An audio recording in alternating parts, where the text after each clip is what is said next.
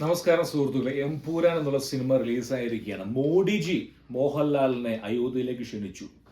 മോഹൻലാൽ പോയില്ല. അന്ന് മുതലേ മോഹൻലാലിന് കഷ്ടകാലം ആരംഭിച്ചിരിക്കുകയാണ്. അന്ന് പോകാതിരുന്നപ്പോഴേ എനിക്ക് സംശയം തോന്നി എന്തെങ്കിലും ഉടായിപ്പ് കാര്യം ഉണ്ടായിരിക്കുന്നു. ഈ എംപൂരാൻ എന്നുള്ള സിനിമ എത്രയും പെട്ടെന്ന് ജഡ്ജിയോ ആരെങ്കിലും ഏറ്റെടുത്ത് കോടതി ഇടപെട്ട് ഈ സിനിമ നിരോധിക്കേണ്ട ആവശ്യകത ഉയർന്നിരിക്കുകയാണ്. കാരണം രണ്ട് വിഭാഗം സമൂഹത്തെ തമ്മിലടിപ്പിക്കാനുള്ള അജണ്ടയുടെ ഭാഗം മാത്രമാണ്. കഴിഞ്ഞ കുറേ വർഷങ്ങളായിട്ട് മലയാളത്തിൽ ഈ പറയുന്ന ഹിന്ദു വിരുദ്ധത, ക്രിസ്ത്യൻ വിരുദ്ധത, ജാതി വിരുദ്ധത ഇതൊക്കെ വിറ്റ് കാശാക്കുന്ന ഒരു കൂട്ടം ആളുകളുണ്ട് കേരളത്തിൽ. ഒരു പ്രത്യേക വിഭാഗം ആളുകൾ പ്രത്യേക സ്ഥലപ്പേരുമായി ബന്ധപ്പെട്ട് അവരെ നമ്മൾ കൂട്ടിച്ചേർക്കാറുണ്ട്. പ്രത്യേക രാജ്യത്തിന്റെ ഫണ്ട് ഇവർക്ക് വരുന്നത് നമുക്ക് കാണാൻ സാധിക്കും. കാരണം നമുക്ക് എത്ര എന്നുള്ള ഫണ്ട് ഇവർ കിട്ടുന്നുണ്ട്. ഒരുപാട് സിനിമകൾ ഇപ്പം നമ്മൾ നോക്കുകയാണെങ്കിൽ മലയാളത്തിൽ ഇറങ്ങിയിരിക്കുന്ന കഴിഞ്ഞ 5 വർഷത്തിൽ ഇറങ്ങിയ സിനിമകൾ പണലാഭത്തിന് വേണ്ടിയല്ല, ഇതൊക്കെ ഒരു പ്രത്യേക അജണ്ട നടപ്പിലാക്കാൻ വേണ്ടി മാത്രമാണ്. അവരുടെ കയ്യിൽ ചെന്ന് പെട്ടിരിക്കുകയാണ് മോഹൻലാലും പൃഥ്വിരാജും. വേറൊന്നുമല്ല, പണക്കൊതി വേറൊന്നുമല്ല, പണത്തോടുള്ള ആർത്തി ഇവരവിടെ കൊണ്ട് എത്തിച്ചിരിക്കുകയാണ്.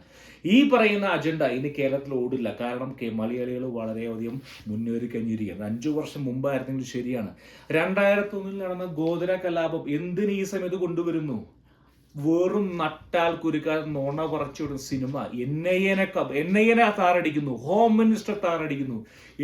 ഇതാണോ ക്രിയേറ്റിവിറ്റി? മറ്റേ ലൂസിഫർ എന്നുള്ള സിനിമ നല്ല അച്ചായൻ കട്ട മാസ് പടമായിരുന്നു. അത് പ്രതീക്ഷിച്ചു പോയ ആരാധകരെ നിശബ്ദരാക്കിയിരിക്കുന്നു.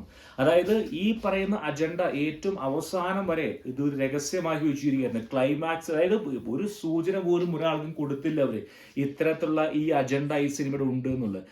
പക്ക എന്താ പറയുന്ന മോഹൻലാലിന്റെ അച്ചായൻ സിനിമ മാസ് കാണാൻ പോയ പ്രേക്ഷകരെ ഈ പറയുന്ന അജണ്ടയിലേക്ക് എത്തിച്ചിരിക്കുകയാണ്. BJPയുടെ വരവ്, അതായത് BJP ഏകദേശം കേരളത്തിൽ കളം പിടിച്ചിരിക്കുകയാണ്. ഇതിനെ പേടിക്കുന്ന അല്ലെങ്കിൽ ഇതിനെ തളർത്താൻ വേണ്ടിയുള്ള ആരുടെ അജണ്ടയുടെ ഭാഗമായിട്ടാണ്. സുഹൃത്തുക്കൾ, നിങ്ങൾ ഈ സിനിമ ബഹിഷ്കരിച്ചേ പറ്റൂ. കാരണം ആവിഷ്കാര സ്വാതന്ത്ര്യം എന്നൊക്കെ പറഞ്ഞ് ഇനി മുന്നോട്ട് പോയാൽ നടപ്പിലാവില്ല. കാരണം ഒരു വിഭാഗം ആളുകളുടെ അജണ്ട നടപ്പിലാക്കുന്ന സിനിമയാണ് ഇതെല്ലാം. ഇത് കണ്ടെത്തിയേ പറ്റൂ. ഈ പറഞ്ഞ മോഹൻലാലും എന്തിന് നിൽക്കുന്നു നമുക്ക് അറിഞ്ഞൂടാ.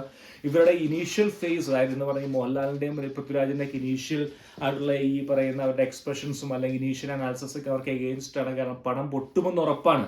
ഇനിയും ഇതുപോലുള്ള സിനിമകൾ പൊട്ടിച്ചാൽ മാത്രമേ നാളെ ഇതുപോലുള്ള അജണ്ടകളുമായി മുന്നോട്ട് വരുന്ന ആളുകൾക്ക് തളരുള്ളൂ. അല്ലെങ്കിൽ അവർ വീണ്ടും ഇറക്കും ഇതേപോലെ ഹിന്ദു, ജാതീയം, ക്രൈസ്തവ വിരുദ്ധ. എത്രയോ സിനിമകൾ ഇറങ്ങിയിരിക്കാൻ കഴിഞ്ഞ 5 വർഷം കേരളത്തിൽ ചിന്തിച്ചു നോക്കുക. ഒരു സിനിമ അറിയായിരുന്നു, മമ്മൂട്ടി നായകനായിട്ടുള്ള ക്രൈസ്തവ പേരുള്ള ഒരു ഗേ സിനിമ. ഞാൻ ചോദിക്കട്ടെ, വേറെ സമൂഹത്തിൽ നടക്കുന്ന കാര്യമാണ് അതൊക്കെ? സണ്ണി എന്നോ ജോസഫെന്നോ മറ്റോ ആണ് കഥാപാത്രത്തിന്റെ പേര്. എന്തുകൊണ്ട് വേറെ പല പേരിട്ടുകൂടാ? ഫണ്ട് വരുന്ന പ്രത്യേക രാജ്യത്തു നിന്നാണ്, അതുകൊണ്ടാണ് ഇതെല്ലാം വരുന്നത്. ഇനിയും ഇത് മലയാളി അംഗീകരിക്കരുത്. ഇതുപോലുള്ള പക്ക വർഗീയ സിനിമകൾ നമ്മൾ തിരസ്കരിച്ചേ പറ്റൂ സുഹൃത്തുക്കളെ.